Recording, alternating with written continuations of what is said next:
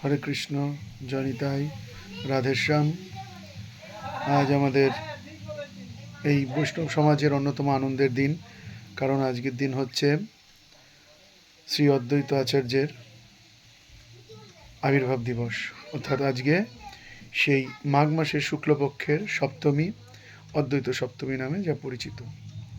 আমরা সকলেই জানি অদ্বৈত প্রভুর অবদান শ্রী মহাপ্রভু আগমনের জন্য। এই অদ্বৈত প্রভু, তার পরিচয় যদি জানা যায় তাহলে আমরা জানবো অদ্বৈত প্রভুর পিতা ছিলেন কুবের পণ্ডিত, আর মাতা ছিলেন নাভা দেবী। তিনি সন্তান ছিলেন, অদ্বৈত প্রভু এনাদের সন্তান ছিলেন। আর অদ্বৈত প্রভুর জন্মস্থান বর্তমান এই বাংলাদেশের সুনামগঞ্জ, সেই জেলার অন্তর্গত শ্রীহট্ট মানে সিলেট, সেখানেই তার জন্ম। তবে পরবর্তীতে তিনি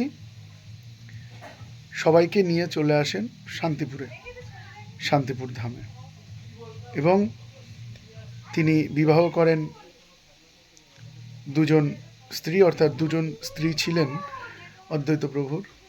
একজন ছিলেন শ্রী সীতা দেবী আর একজন ছিল শ্রীদেবী। তো এই অদ্বৈত প্রভু মহাপ্রভুর থেকে বয়সে বড় হওয়া সত্ত্বেও, যিনি মহাবিষ্ণু এবং শিবের অবতার স্বরূপ, তথাপি তিনি গৌরহরিকে ভগবান রূপেই ভালোবাসতেন। কারণ শ্রীকৃষ্ণ পূর্ণরূপে আবির্ভূত হলেন গৌরহরি রূপ নিয়ে আমাদের এই নদিয়াতে।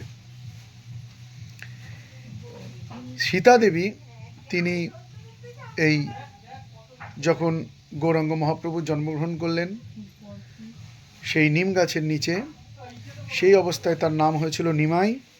এবং এই গৌরাঙ্গ মহাপ্রভুর এই নিমাই নামকরণটি করেছিলেন সীতা দেবী, অদ্বৈত প্রভুর স্ত্রী।